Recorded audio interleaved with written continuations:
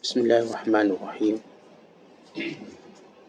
Assalamualaikum warahmatullahi wabarakatuh. Alhamdulillahilladzi hadana lihadza wa ma kunna linahtadiya laula an hadana Allah. Asyhadu an la ilaha illallah wahdahu la syarika lah wa asyhadu anna Muhammadan abduhu wa rasuluh. Allahumma salli wa sallim wa barik ala sayyidina Muhammad wa ala alihi wa sahbihi wa man sara ala nahjihi wa istanna bisunnatihi wa ihtada bihadihi ila yaumiddin, amma ba'du. Wa qala al-musannifu rahimahullahu ta'ala wa nafa'ana Allahu bihi wa bi'ulumihi fid darain, amin. Berkata Imamul Allamah Syekh Abdul Qadir Al-Jilani, semoga Allah Ta'ala merahmatinya dan kita mendapat manfaat serta barakah ilmunya.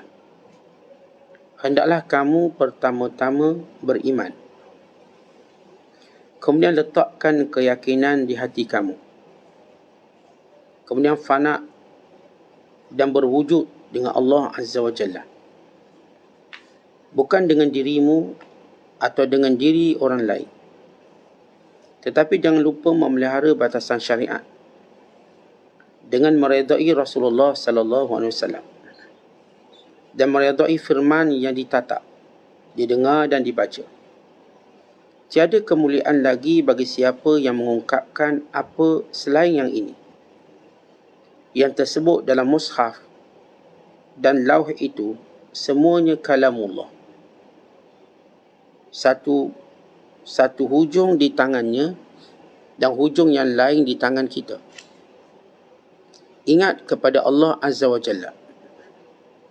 Tujukan semua harapanmu kepadanya dan letakkan pergantunganmu kepadanya.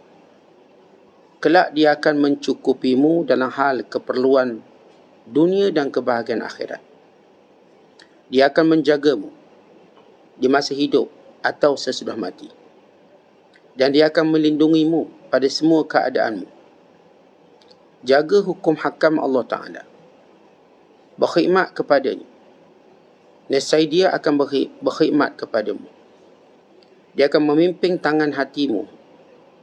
Dipimpinnya menuju ke hadapan Tuhan Azza wa Jalla.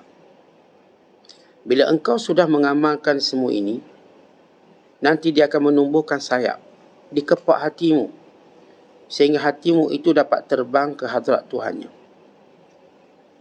Wahai orang yang pernah memakai baju guni, pakaikan guni itu ke tubuh batinmu, kemudian kepada hatimu, kepada jiwamu. Sesudah itu barulah ke atas tubuhmu. Ingatlah bahawa permulaan berzuhud itu dari sanalah ia bermula, bukan dari zahir menuju ke batin. Jadi apabila batinmu sudah bersih, dia akan merata ke dalam jiwa, ke dalam hati, ke jiwa, ke semua anggota badan, dan kepada makan, minum dan pakai, dan seterusnya merata pada segala hal ehwalmu. Sudah memang patut engkau mula membetulkan apa yang ada dalam rumah dahulu. Bila sudah selesai, baru mulakan pula dengan membetulkan pintu rumah.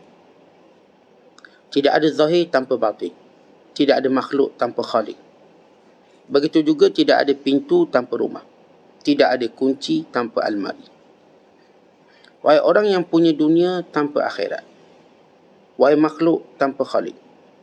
Semua yang engkau miliki tidak akan mendatangkan apa manfaat pun di hari kiamat. Malah dia akan membahayakanmu. Semua barang yang engkau bawa nanti tiada siapa pun yang akan membelinya. Tidak laku lagi. Di sana nanti barang-barang yang kamu bawa ialah riak, nifak, maksiat. Semua itu tidak laku di pasaran akhirat. Perbetulkan Islammu dahulu, kemudian boleh engkau ambil sahaja apa yang engkau mahu. Muslimin dan muslimat yang dirahmati Allah sekalian, kalau sebelum ini Syekh Abdul Qadir menyebut tentang sifat munafik dan kewajiban kita untuk menguruskan iman kita supaya tidak ada syak, supaya tidak ada keraguan. bukan supaya tidak ada sifat-sifat munafik dalam diri kita. Maka kita telah jelaskan sebelum ini bagaimana perlu kita membentengi diri kita dalam melawan sifat nifak dengan melihat kembali tauhid yang benar kepada Allah Subhanahu Wa Taala dan keikhlasan kita, di samping menjaga syariat dan juga mentaati segala perintah Allah Subhanahu Wa Taala, menjadikan ianya semua pada pandangan Allah, bukan pada pandangan makhluk. Kerana itu dibacakan kepada kita hadis tentang kelebihan beruzlah, supaya kita terdidik untuk tidak menjadikan pandangan makhluk sebagai keutamaan. Kerana selagi mana kita menjadikan pandangan makhluk keutamaan, iman kita dalam bahaya. Dan juga kedudukan kita di sisi Allah juga bahaya. Lagi banyak dan tinggi keinginan kita untuk mendapat pandangan makhluk, lagi rendah dan jatuh kita daripada pandangan Allah. Tetapi lagi tinggi dan lagi bersungguh kita ingin mendapatkan pandangan Allah, maka Allah Ta'ala akan menjadikan pandangan makhluk lebih daripada apa yang kita harapkan. Namun tidak boleh kita letakkan pandangan makhluk menjadi keutamaan atau menjadi kesungguhan kita. Keutamaan kita pandangan Allah, kesungguhan kita pada pandangan Allah, maka terpulang kepada Allah sama ada nak berikan makhluk untuk menyayangi kita atau tidak, itu urusan Allah. Walaupun secara sunnatullah, siapa yang Allah angkat, maka Allah jadikan manusia menerimanya berdasarkan hadis yang sahih. Bila Allah mencintai seorang makhluk, Allah berkata pada Jibril AS, menyampaikannya dan menyuruh Jibril menyayanginya, dan Jibril menyuruh para malaikat menyayanginya, dan Allah Ta'ala jadikan penerimaannya di dunia, sama ada hidup ataupun mati. Ada orang waktu hidup tak diterima, tapi Allah jadikan ketika matinya diterima, sebagai satu bukti kemuliaan yang Allah Ta'ala nak berikan kepada siapa yang dikehendaki. Maka seterusnya Syekh masih lagi menyebut tentang memperkasakan, atau disebut ta'zizul iman, memperkasakan iman. Penting kita memperkasakan iman kita demi untuk menyelamatkan daripada semua perkara-perkara yang merosakkan hubungan kita dengan Allah. Sebab itu kata Syekh, hendaklah kamu pertama-tama beriman. Yakni hendaklah kamu pertama-tama melihat kembali nilai iman kamu. Lalu kita melihat apa yang dikatakan oleh Allah Subhanahu Wa Taala tentang iman yang sebenar. Bila Allah Ta'ala berfirman, innamal mu'minuna alladhina amanu billahi wa rasulihi thumma lam yartabu wa jahadu bi amwalihim wa anfusihim fi sabilillah ulaika humus sadiqun. Dalam suratul Hujurat ayat ke-15, Allah Ta'ala menyatakan bahawasanya orang beriman yang sebenar ialah yang benar-benar beriman dengan Allah. Baik, disebut bahawasanya orang beriman yang sebenar, yang benar-benar beriman dengan Allah. Berarti setiap orang perlu melihat kembali kebenaran imannya pada Allah. Perlu lihat kembali. Umpama kereta kita, walaupun dah baru kita beli, kita bila nak guna, kita masih lagi cek. Umpama pesawat nak terbang, maka ada engineer yang akan pastikan segala keselamatannya, walaupun pesawat tu baru beli. Sebab itu kita katakan standard umum yang perlu dilakukan, SOP yang pasti, mesti. Setiap orang mesti melihat dan menilai balik iman di kat mana. Tengok iman kat mana. Kerana itu Allah menyebut bahawasanya orang beriman itu yang benar-benar beriman pada Allah dan pada Rasul. Thumma lam yartabu, kemudian dia tak ada langsung ragu-ragu. Maka kita perlu lihat, kerana ragu itu adalah daki dan juga perosak kepada keyakinan iman. Ragu kita kat mana? Hilangkan keraguan. Rawat keraguan tersebut. Rawat perkara-perkara yang boleh menggoncangkan iman kita. Dengan redha, dengan tawakal, dengan qanaah, dengan doa, dengan zikir, dengan ibadat. Itu dipanggil muzil, peluntur kepada keraguan ataupun penghapus pada keraguan. Ya, keraguan itu kotoran yang berada pada iman. Dan kita perlu melunturkan kotoran tersebut. Kita perlu bersihkannya. Lalu kita bersihkan dengan apa? Ya, dengan doa, dengan zikir, dengan baca Quran. Kita bersihkan dengan ketaatan kepada Allah. Kita bersihkan dengan mendengar kisah-kisah orang yang taat kepada Allah. Kita bersihkan dengan membaca kisah-kisah orang yang dibinasakan oleh Allah SWT. Supaya iman ini datang rasa takut, datang rasa haibah. Haibah melihat kebesaran Allah SWT. Maka setiap orang perlu lihat nilai keraguan yang ada dalam hatinya untuk dirawat segera. Ya, kita sebut keraguan itu macam penyakit. Yang walau tubuh badan kita sihat, tiba ada sikit singgap penyakit, kita dengan cepat merawat. Merawat cepat-cepat. Sakit kaki, kita pun letak ubat kaki. Sakit mata, letak ubat mata. Jangan benda tu akan merosak struktur tubuh badan kita. Walaupun kita kata sakit mata je ke, sakit mata je kot, yang lain okey. Jangan, dia merebak. Tak apa, sakit jari je kot, yang lain jari lain okey. Tak, walaupun satu jari ni dia mengganggu semua. Kita sakit lutut je kot, yang lain okey. Jangan, semuanya mengganggu. Jadi kita pastikan kita fully sihat iman kita. Kemudian kata Allah, wajahadu, dan mereka yang beriman yang tak ada keraguan, cara melatih diri mereka, mereka berjihad dengan seluruh harta benda mereka dan diri mereka. Orang nak iman kuat, duit kena keluar. Orang nak rumah lawa, duit kena keluar. Nak kenderaan laju, duit kena keluar. Nak kedai maju, duit kena keluar. Apa pun tuan-tuan ada benda, tuan-tuan kena labur. Orang nak bisnes tu jadi hebat, dia duit kena keluar dulu.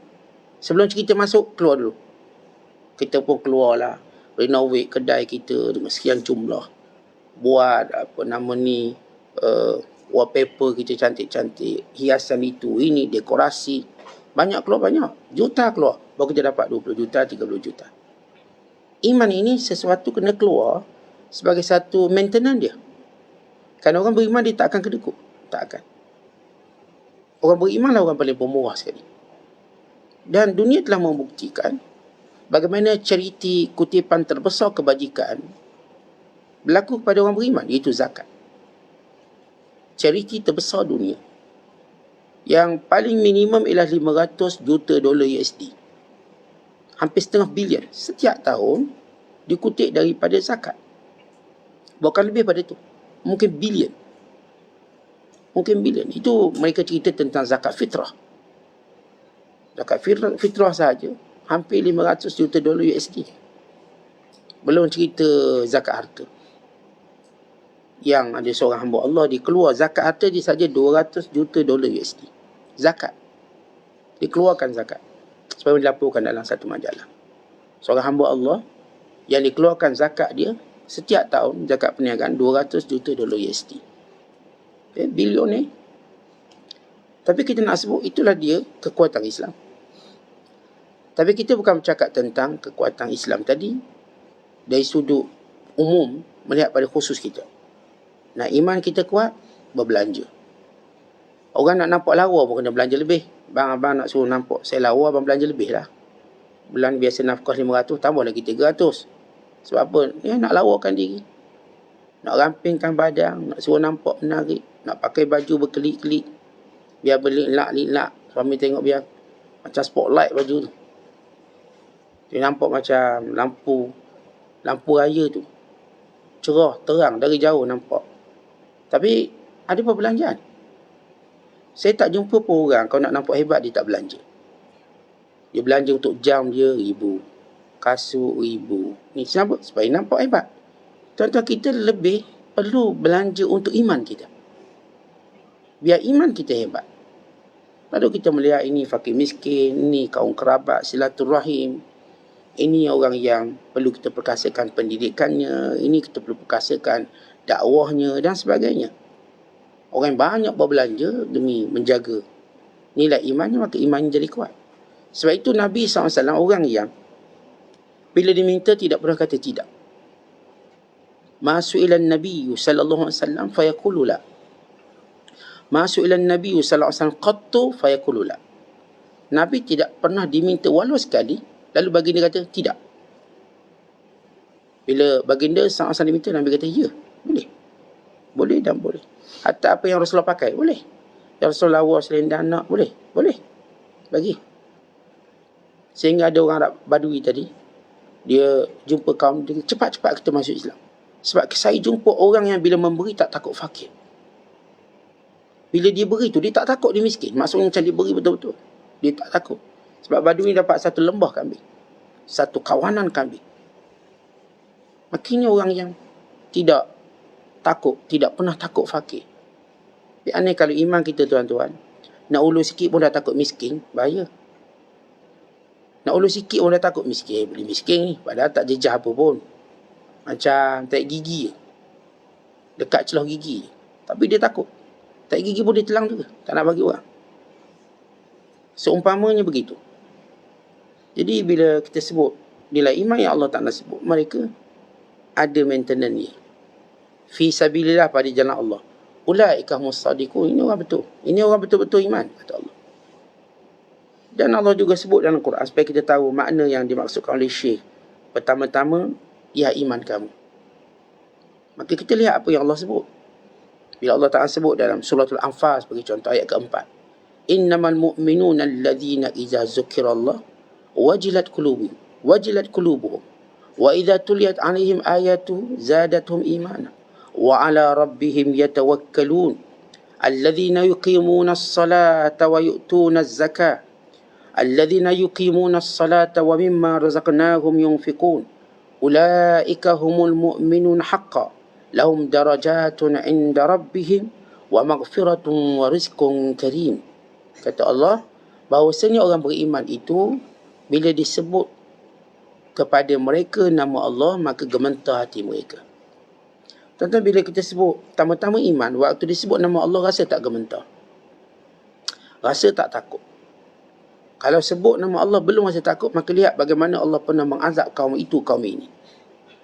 Bagaimana turunnya bala sehingga mereka tidak punya keturunan lagi. Bagaimana Allah mengambil sejumlah harta orang paling kaya di dunia.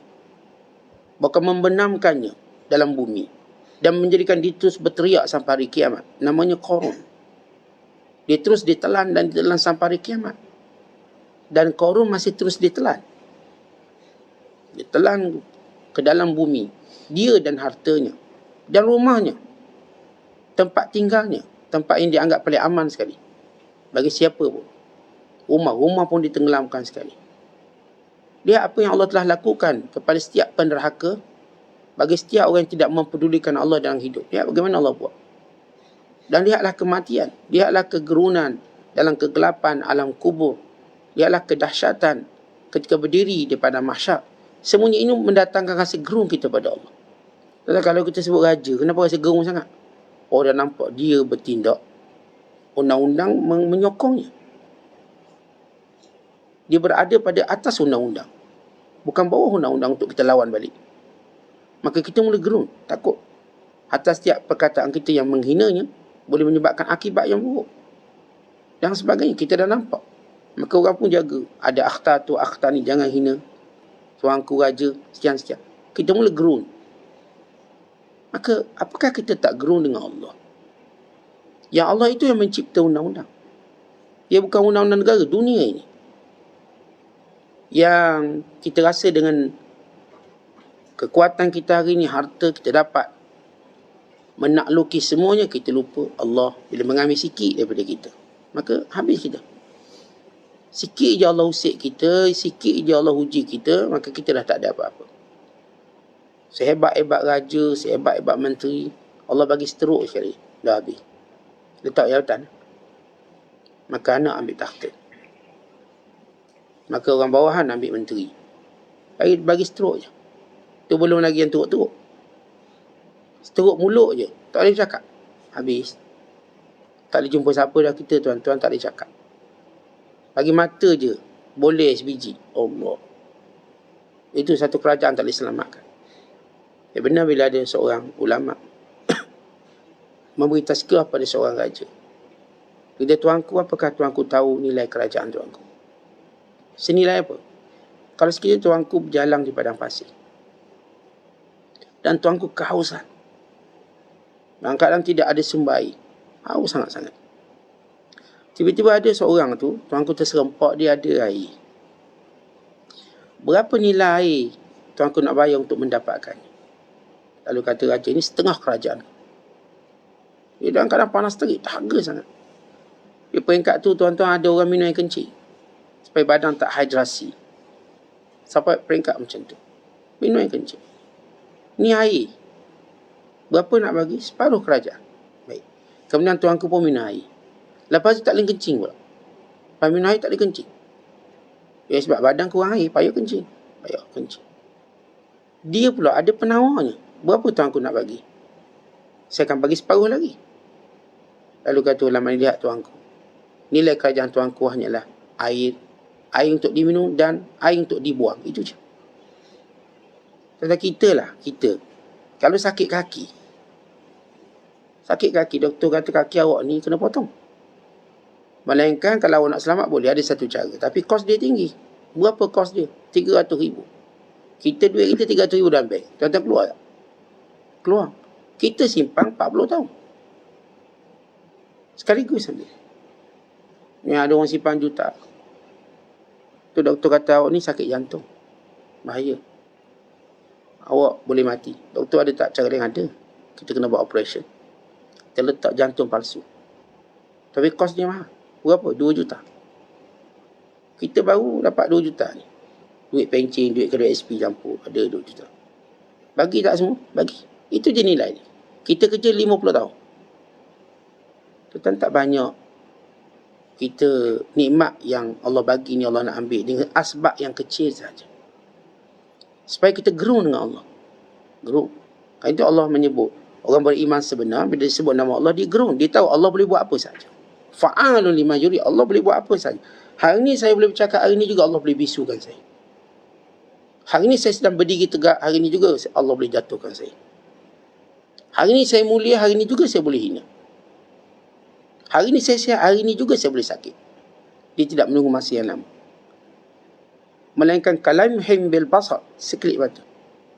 Au huwa aqrab, atau lebih cepat pada sekelip mata. Tak dan kelip.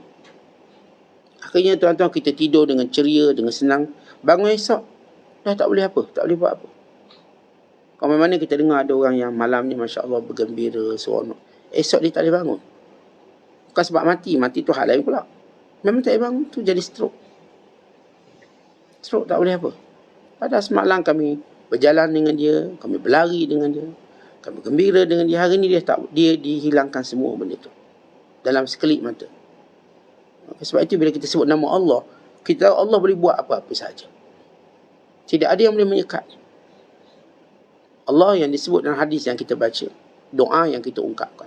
Allahumma lamani alima a'taita wa lam mu'ti alima mana'ta. Allah yang tidak ada yang boleh menghalang kalau dia nak bagi. Dan tak ada orang boleh beri kalau dia tak nak bagi. Allah tak nak bagi kat kita. Biarlah orang cuba bagi, tak sampai. Tak sampai. Maka sebab itu orang beriman bila disebut nama Allah, dia pun gementar. Sebab itu apa yang Allah boleh buat. Apa kuasa Allah SWT. Dan bila dibaca ayat-ayat Allah, maka bertambah imannya. Dan sentiasa dia menyerahkan urusannya pada Allah. Bila kita kalau baca ayat-ayat Allah, kita tengok perjalanan hidup manusia, hidup mati mereka, menjadikan kita kena serahkan urusan ini pada Allah. Kita tak boleh menguruskannya.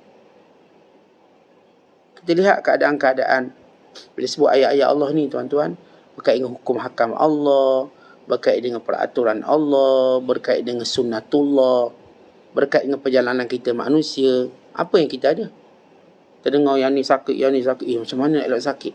Padahal ada ikut SOP macam-macam sakit lagi. Itu menjadikan kita tawakal pada Allah.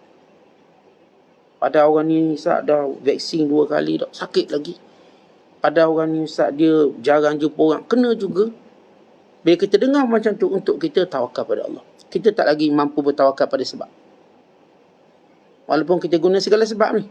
Tak jumpa orang, pakai topeng, 2-3 topeng. Lepas tu vaksin kita cocok, obat kita makan, suplemen, vitamin, habis. Tiba kena juga. Atau kita dengar orang tu kena. Lepas kena mati. Apa yang kita fikirkan? Bukan maksud kita buang sebab, tak. Kita fikir apa pun sebab ini urusannya Allah. Apa pun sebab kita ambil. Tetapi keputusannya di tangan Allah. Ini menjadikan kita tidak bertawakal pada sebab, bertawakal pada Allah. Kita dah buat belaka dah Ustaz, serah pada Allah lah. Kalau Allah uji juga kita, ada hikmahnya, ada kebaikan. Ini orang beriman pada Allah dan menyerahkan urusannya pada Allah. Dia tak kata, saya dah ikhtiar Ustaz, memang tak kena. Ini orang yang bertawakal pada sebab. Tak ada pun orang berjaya kerana tawakal sebab. Sebagaimana tidak juga orang berjaya orang meninggalkan sebab. Yang berjaya ialah yang bertawakal pada Allah sambil mengambil sebab. Kenapa?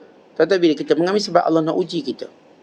Orang tak ambil sebab, memang diserah bulat-bulat tanpa dia mengambil sebab. Jiwanya jiwa yang lemah. Sebab dia tidak mahu diuji dengan cara mengambil sebab. Sebab gini tuan-tuan, kita bila Allah beri harta kemudian Allah suruh kita zuhud, itu lebih suka daripada Allah tak beri kita harta dan kita zuhud.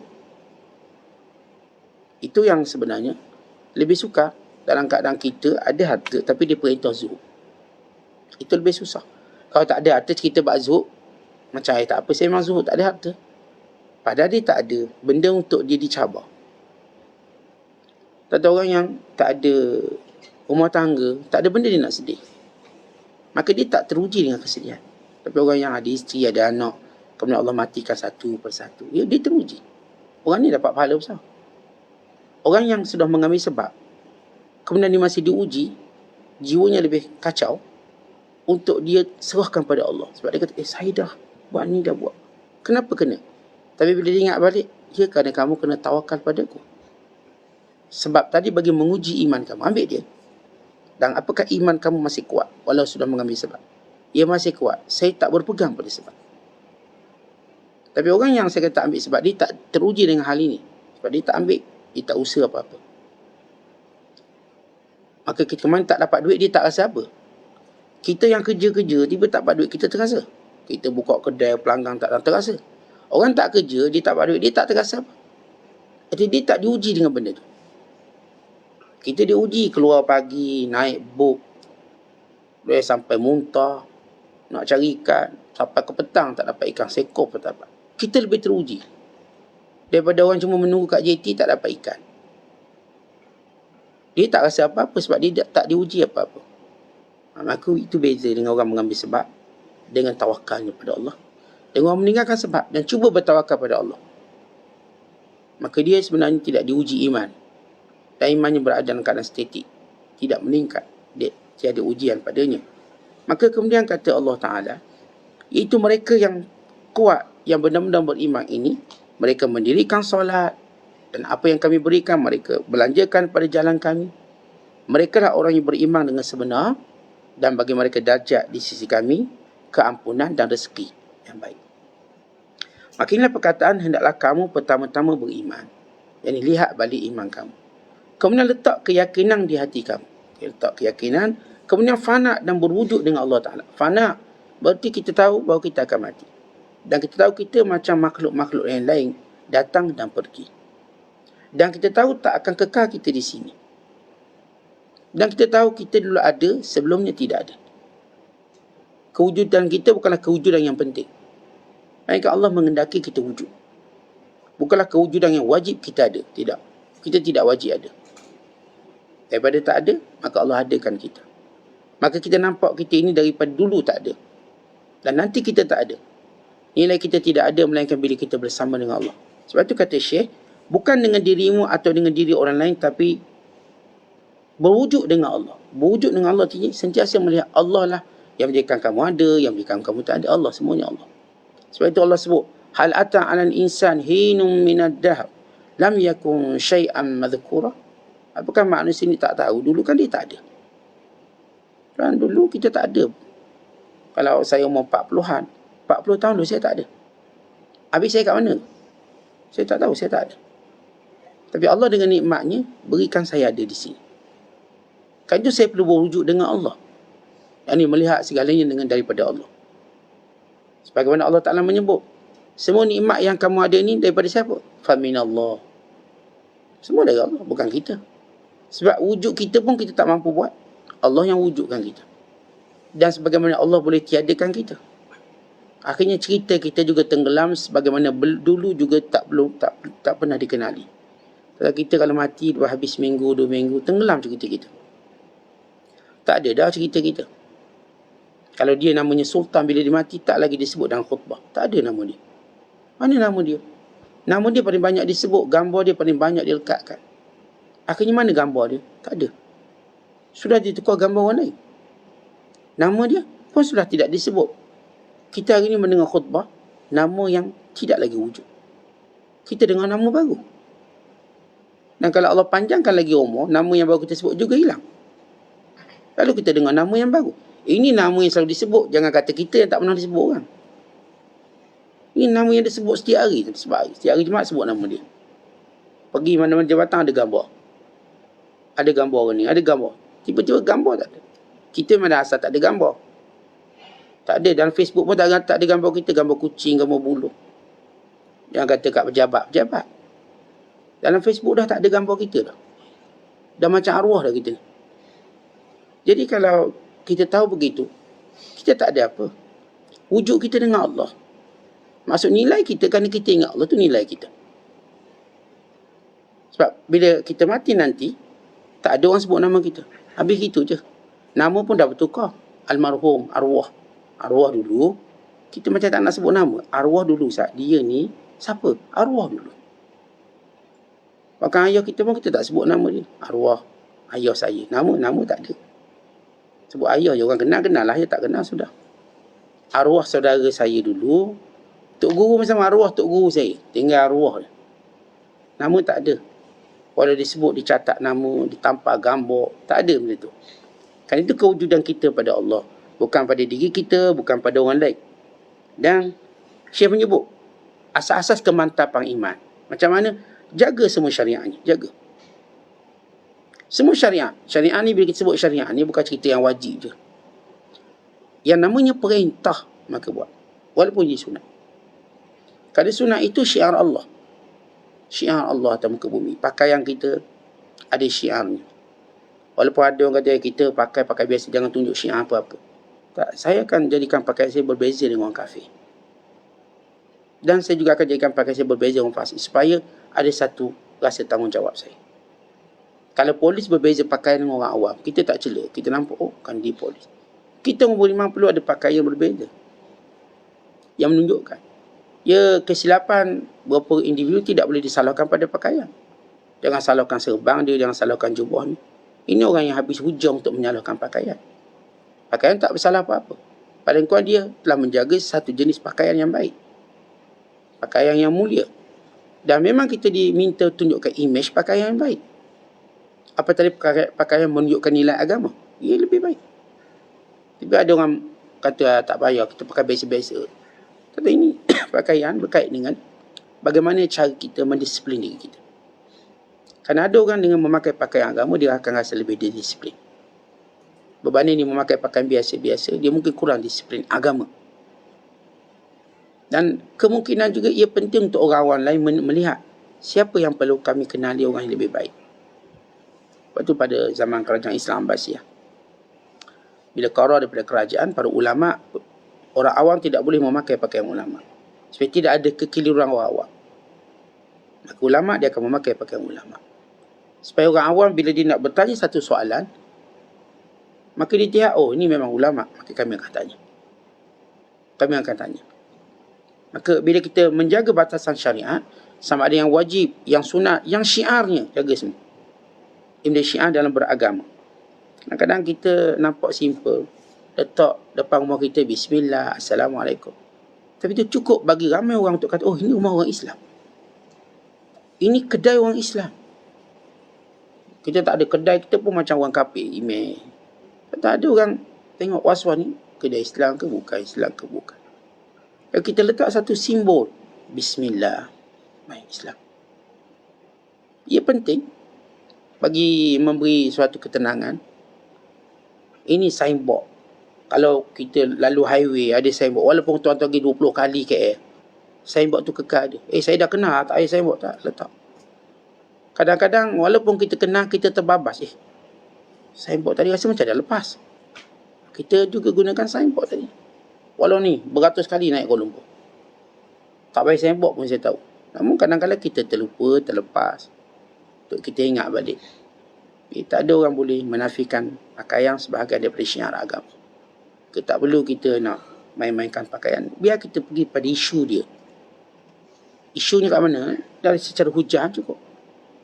Hujahan betul atau salah. Kita tak akan campur adukkan dengan benda-benda yang sebenarnya baik. Benda itu benda baik.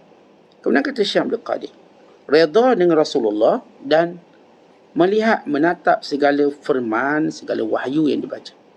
Baik, redha dengan Rasulullah sebagai doa yang Nabi ajar. Raditu billahi rabba wa bil islami dina wa bi Muhammadin nabiyyan wa rasulah. Aku redha Tuhan Allah sebagai Tuhanku, Islam agamaku, Rasul sebagai nabiku, Muhammad nabiku dan rasulku. Yang ni ikutan cara faham. Kita nak faham macam cara Rasulullah faham. Kita nak buat macam cara Nabi SAW buat. Kita cuba untuk meredai Rasulullah dengan maksud apa sahaja yang datang daripada baginda SAW, itulah keutamaan kita. Datanglah 1000 orang baik untuk tunjuk cara yang berlainan daripada cara Rasulullah, kita tak akan ikut. Maka ini cara Nabi SAW.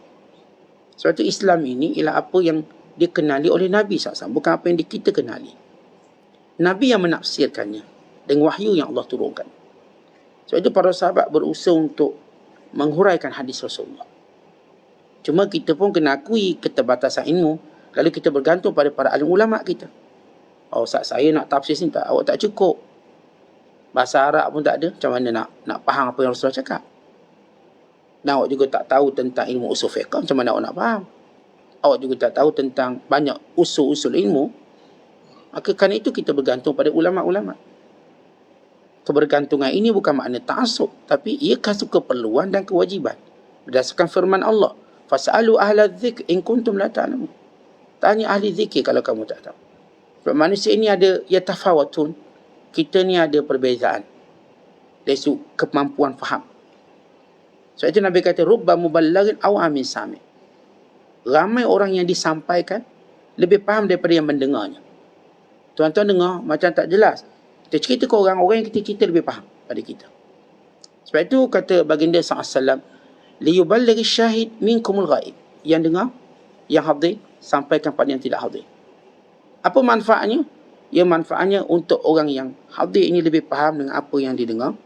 Supaya kita, tuan-tuan, bila kita beritahu, baik, tolong sampaikan pada teman-teman tuan-tuan, kawan-kawan tuan-tuan. Jadi tuan-tuan akan dengar lebih berhati-hati. Sebab saya nak sampaikan ni. Dan bila kita sampaikan pula, mungkin kita tidak sepaham orang yang mendapat berita. Dia maksudkan beginilah, bukan macam tu. Oh, macam tu ya? Oh, saya faham. Ya, konsep ilmu kita. Maka ini meredai Nabi SAW. Kemudian apa yang ada dalam Quran? Bila Syekh menyebut bahawa hujungnya ada kuasa Allah dan hujung lagi ialah adanya ikhtiar kita. Maksudnya tuan-tuan, ini perintah Allah. Ini kehendak Allah. Maka mana ikhtiar kita? Allah berfirman, wa ma tasha'una illa an yasha Allah. Baik, apa yang kita nak tu cuma itu adalah kehendak Allah. Tetapi mana ikhtiar kita? Kerana Allah suruh kita ikhtiar. Ya, semua dalam ilmu Allah dan semua dalam takdir Allah. Tapi sebagaimana kata Allah, wa qul ya'malu, kamu kena berikhtiar dan bekerja. Sebagaimana kata Nabi SAW waktu sahabat kata, ya Rasulullah afala nattaqil, tak bolehkah kita duduk diam je, tunggu je takdir berjalan. Lalu kata Rasul, i'malu fakullu muyassarun lima khuliqa lahu. Kamu kena ikhtiar. Kerana setiap orang akan ditunjukkan jalan berdasarkan ikhtiar dia. Kalau memang Allah nak bagi kita senang, maka Allah jadikan sebab-sebab senang tu. Kita rajin kerja, kita keluar awal, kita mau kenal dengan orang yang bermotivasi tinggi, itu tanda kita nak senang. Tapi kalau kita memang nak susah, kita jumpa orang yang penipu, scammer, berkawan dengan orang malas-malas, berkawan dengan orang tak ada motivasi, itu tanda. Sebab Allah sebut dalam Quran, fa'atba'a sababa. Dan kami mudahkan segala sebab. Maka Dzulqarnain berjalan mengelilingi dunia dengan Allah mudahkan segala sebab. Perjalanan yang tak ada halangan. Maka semua musuhnya ditewaskan dengan mudah. Dan urusannya membentengi Ya'juj Ma'juj juga berjalan dengan mudah. Dzulqarnain tidak memerlukan masa yang panjang untuk buat satu benteng besar menghalang kemarang Ya'juj Ma'juj. Dan itulah jariah Dzulqarnain. Jariah Dzulqarnain mengelakkan kemudaratan kepada semua manusia. Kalau tidak kerana benteng itu, nescaya Ya'juj Ma'juj akan berkeliaran. Maka Dzulqarnain telah meletakkan satu benteng. Namun Zulkarnain juga berkata, walau sehebat mana benteng, bila datang ketentuan Allah, maka dia akan runtuh. Dan orang beriman, dia tak tengok kuat benda tu, dilihat kuat benda tu kerana izin Allah dan kerana masa yang belum sampai. Sebab itu kita tak senang-senang kata, saya ni hero. Tak. Saya bukan hero. Tapi tak sampai ajal lagi saya. Ya awak ni bas balik tak mati. Sebab doktor tengok bas ni ataupun polis tengok bas ni patutnya memang awak remuk mati. Tak mati. Awak ni hero. Ada power apa? Kita bukan. Belum sampai masa saya. Kalau belum sampai masa saya, kapal terbang patah kepala saya pun saya tak mati. Tapi bila sampai masa saya tengah minum air boleh mati. Saya jalan jatuh boleh mati. Kita lihat orang Islam dia tak rasa dia hero. Kita cuma lihat kita belum sampai masa dah ajal. Jangan bila berlaku apa-apa, saya seorang je tak kena. Oh macam hebat. Tuan-tuan, mana ada orang hebat? Melainkan kerana Allah Ta'ala belum menghendaki ia berlaku pada kita. Oh dia kebal Ustaz, imun dia kuat, tak kenalah penyakit Ustaz. Bukan tak kena, belum kena. Belum kena. Atau mungkin bahagian ujian ni lain. Dia mungkin tak kena benda ni. Tentang dia tak kena. Covid, oh macam kuat. Tsunami selamat. Denggi selamat. Dia mati sebab apa? Kencing tikus. Tak selamat ni. Dia mati kencing tikus. Ya, sekian orang. Ada seorang hamba Allah. Saya baca kisah ni. Dia selamat daripada tsunami. Orang kata hebat. Macam mana dia selamat? Ini miracle. Waktu tu dia berada di Thailand. Dia selamat. Dia pun gembira hero. Dia pun daki gunung, jatuh gunung, mati. Akhirnya dia jumpa juga dengan geng-geng arwah dekat tsunami ni. Sama. Maksudnya tuan-tuan, kalau kita tak kena yang ni, bukan kita hero. Kerana mungkin jodoh kita kat lain. Jodoh mati kita kat lain. Kita akan kena juga. Jadi, jangan duk rasa kebal lah. Sebab kita belum kena lagi. Kita tak kebal. Saya Ustaz, tak ada vaksin tapi kebal. Belum kena. Bila kena kita tahulah. Atau mungkin kita ditakdirkan tak kena yang ni. Tak kena yang ni tapi kena marah di bini, mati. Bini marah-marah, mati dia. Sakit jantung. Tsunami, kebal. Covid, kebal. Aksiden, tak mati. Balik rumah bini marah, mati. Sakit jantung. Artinya, bila kita cerita tentang ajal, tak ada seorang pun boleh mendakwa, oh inilah kehebatan saya. Tentang kita tunggu waktu kita. Lebih baik kita sibuk buat ibadat daripada tengok diri kita hebat ke apa. Kemudian kata Syekh lagi, dan tujukan seluruh pergantungan kamu kepada Allah. Dan segala perintah Allah, kamu kena khidmat dengan perintah Allah. Nescaya kamu dapati bagaimana perintah Allah itu beri manfaat pada kamu. Khidmat pada kamu. Tuan-tuan, dek kerana kita jaga solat, Allah bagi kita tubuh sihat. Dek kerana kita jaga sedekah, Allah bagi perniagaan kita baik. Setiap kali kita berkhidmat pada syariat, bagaimana dia pulangkan balik kebaikan pada kita. Kita jaga anak-anak yatim, Masya Allah, semua projek kita menjadi. Tentang kita jaga silaturahim, Masya Allah, Allah bagi kita sihat dan panjang umur. Kita jaga kawan-kawan kita, kita penuhi hajat mereka. Alhamdulillah urusan kita pun semua senang dan mudah. Setiap kali kita melaksanakan syariat, syariat itu akan khidmat pada kita. Pantulannya pada kita. Maka kita suka tuan-tuan buat benda-benda yang Allah Ta'ala perintahkan. Sampai peringkat kata Syekh, kalau kita jaga segala perintah Allah, dan segala perintah Allah mendatangkan manfaat yang banyak kepada kita, ketika itu Allah Ta'ala jadikan kita makin dekat dengan dia. Sehingga kita ni macam ada sayap, hati kita boleh terbang ke hadrat Allah Ta'ala. Kita nampak, ya Allah, ajaib. Semua Allah bagi ajaib. Kita bertambah yakin, bertambah semangat nak buat baik. Semangat. Kita dah nampak kesan qiyamul lail, kesan baca Quran, kesan zikir, kesan sedekah, kesan kita sabar dengan fitnah orang. Kita nampak semua tu. Kesan kita menyantuni keluarga kita, kesan kita mengelakkan diri kita daripada mana-mana konflik dan sebagainya. Allah datangkan balik khidmat yang kita buat pada syariat Allah dengan kebaikan-kebaikan yang banyak.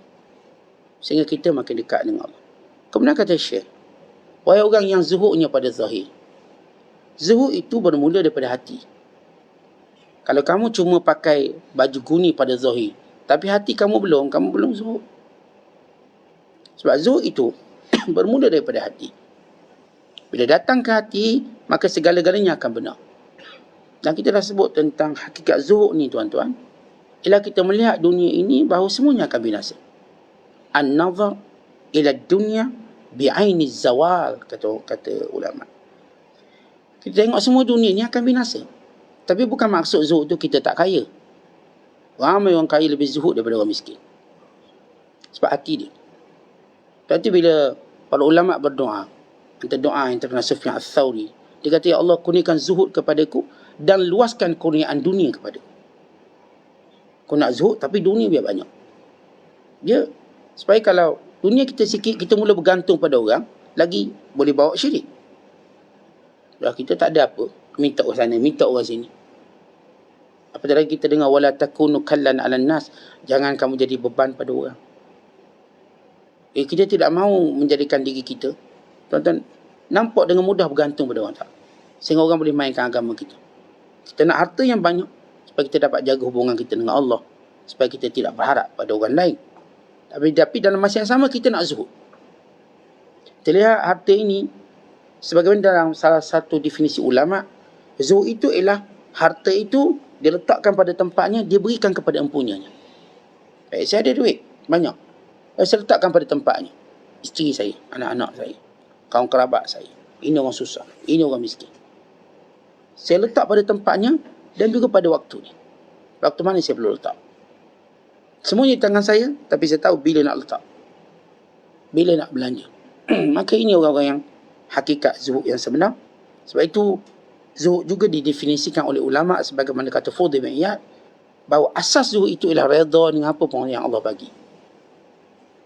Allah bagi kita apa pun kita redha, itulah tanda kita zuhud. Sebab itu kata Syekh, zuhud ini dia bermula daripada hati.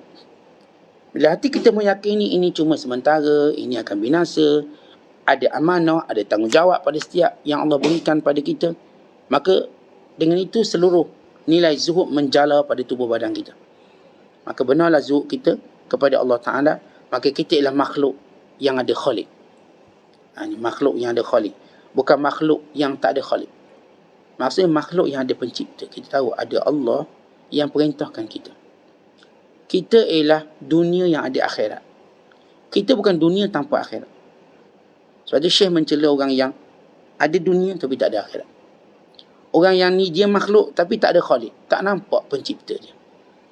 Dia cuma nampak seorang dua yang tolong-tolong dia, beri-beri saham ni nampak. Allah yang beri dia kehidupan, beri segala-galanya tak nampak.